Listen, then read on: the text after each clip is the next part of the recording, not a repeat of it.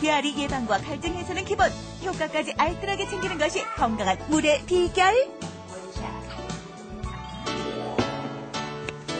주부님, 이번엔 또 무슨 요리를 준비하시나요? 향긋한 레몬즙이 들어가는 건가요? 레몬즙을 요리에도 쓰지만 지금은 소독용으로 쓸 거예요. 식중독과 장염 유발균의 온상이 된다는 조리기구. 여름철 살림원칙 네 번째. 조리기구의 세균과 바이러스를 확실히 잡는다. 끓는 물로 1차 소독한 뒤 레몬즙의 강한 산성으로 세균 퇴치.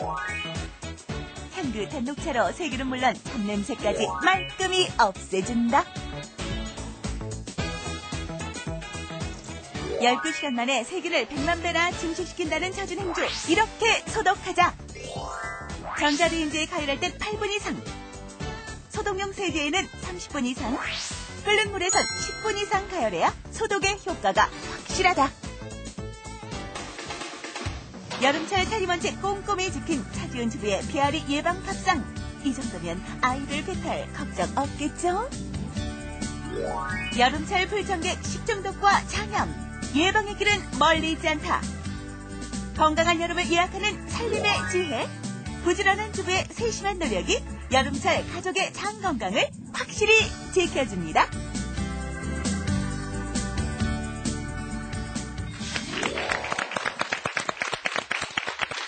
차지은 주부님 가족들이 유난히 식중독에 잘 걸리나 봐요.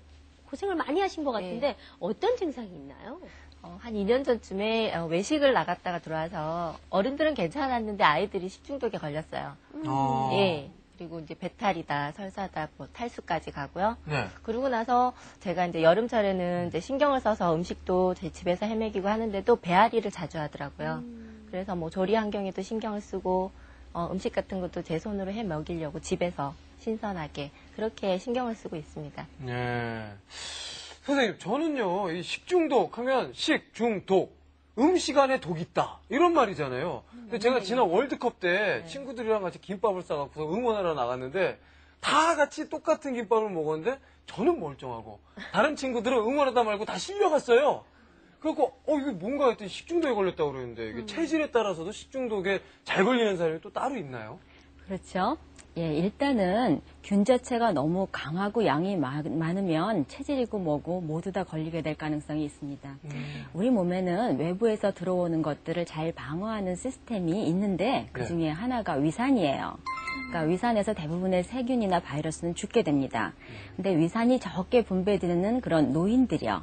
그런 사람들은 여기서 균이 죽지 않고 소장이나 대장까지 가게 되죠.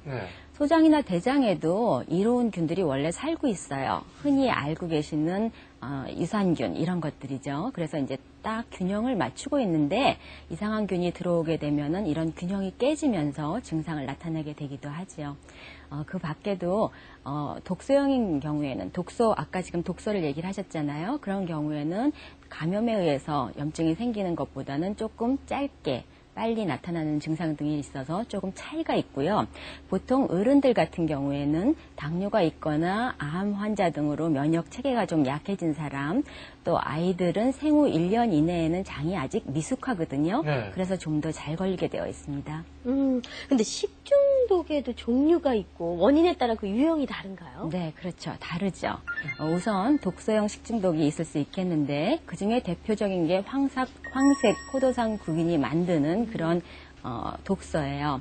주로 음식 중에서는 크림빵이나 어떤 볶음밥, 또 샐러드, 마요네즈 이런 것들에 있고요. 이런 것들이 우리 몸에 들어가서 독을 내면서 이런 것들이 장에서 문제를 일으키게 되죠. 증상은 말씀드린 대로 구토나 설사 이런 것들을 일으키게 되고요. 요즘처럼 날씨가 무더워서 30도를 오르내리기도 하고 습도가 높으면은 이런 균들이 번식하기도 쉽고 또 활성도 강해져서 문제가 되기도 하고요. 또 특히 느낄 수가 없습니다. 맛이나 향이 없거든요. 그래서 피하기 힘들죠. 예. 이 식중독을 예방하려면 무조건 끓여서 먹어라라는 그런 이야기를 들었는데 사실 샐러드 이런 거 어떻게 끓여서 먹습니까? 근데 이 끓여서만 먹으면 어떻게 식중독 예방은 할 수는 있긴 있는 건가요? 대부분 균 자체는 끓이면은 죽습니다. 그렇지만 균이 만들어낸 독소는 죽지 않아요. 그러니까 지금 아까 얘기한 황색 포도상구균의 독소 같으면은 네. 보통 한 상온 20도 정도에서 조금 음식물들을 놔두게 되면은 번식하고 독을 만들거든요. 그러니까 이런 것들은 끓여도 없어지지 않는다고 할 수 있죠. 그래서 신선한 채소를 구하는 게 중요합니다. 자, 그런데 교수님, 아까 그 독소형 식중독이 있고 또 이 감염형 식중독이 있다고 말씀을 해주셨잖아요. 근데 이 감염형 식중독이라고 하면 이게 전염이 되는 건지, 이게 어떤 음식들을 먹으면은 이런 그 식중독 증세를 보이는지 그게 또 궁금해지네요. 그냥 직접적으로 사람에서 사람으로 전염되는 경우는 적지만 음식물을 통해서 전염이 되고요. 균이 들어오게 되면은 일반적으로 어패류에 날것으로 있을 때는 비브리오균 같은 것이 문제가 되고요. 또 육류나 달걀 같은 거, 우유 등에서 생기는 살모넬라균 같은 게 주로 감염을 일으키는 그런 설사를 만듭니다. 근데 이런 것들은 주로 독소형에 비해서 조금 더 늦게 나타나요. 한 2일 정도 잠복기가 있고 증상도 2, 3일 정도 오래가는 반면에 만들어진 독소에 의한 것은 즉각 나타나죠. 보통 먹고 6시간 이내에 나타나고 하루면 대부분 좋아집니다. 그래서 좀 차이가 있죠. 지금 제 앞에 보리차, 설탕, 소금 이렇게 준비되는데 이건 어디다 쓰는 물인가요? 예, 일반적으로 집에서 간편하게 쓸 수 있는 그런 수분을 보충하기 위한 것들이죠. 네. 보통은 이제 맹물을 먹으면 괜찮은데 너무너무 탈수가 심했을 때 이럴 때는 맹물을 먹게 되면은 뇌에서 이 삼투압, 이 농도를 너무 낮다고 느끼기 때문에 많이 못 먹게 해요. 그래서 거기에다 소금을 조금 넣어주면은 다시 계속 먹을 수 있게 하는 그런 게 되죠. 그럼 용량은 어느 정도 하나요? 물이 한 1리터로 잡으면? 보통 한 1리터에 소금 1숟갈, 그 다음에 설탕 한 3, 4스푼 이렇게 되면은 소금과 함께 나트륨과 함께 설탕이 들어가기도 하고요. 예. 그리고 머리가 주로 당을 연료로 쓰는데 탈수가 많이 되면 아무래도 피곤하기 쉽기 때문에 그런 것들을 더 호전시키는 데 도움이 될 수 있죠. 어떠세요? 보리차에 달고 짜겠죠, 뭐. 네. 아니, 교수님, 저는 너무 신기한 게요. 식중독하면 배탈에 설사까지, 또 심하면 구토 증상까지 오는 그런 그 식중독, 아주 무서운 병인데, 이 보리차에 설탕 그리고 소금을 넣고 마시면 이게 정말 효과를 볼 수 있는 정말 의심이 갑니다, 좀. 예.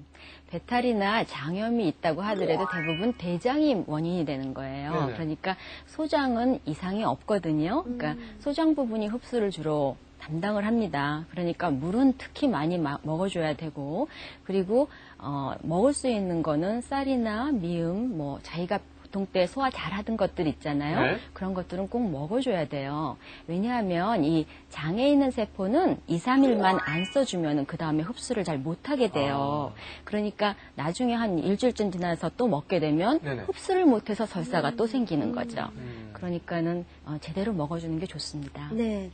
지금까지 이제 식중독에 대해서 알아봤는데 사실은 여름철에는 장염이 극성입니다. 근데 장염이라는 게 왜 소화가 좀 안 돼서 했는데 장염이래요. 어머 어떻게 장염을 몰라 그런 경우가 있거든요. 그래서 장염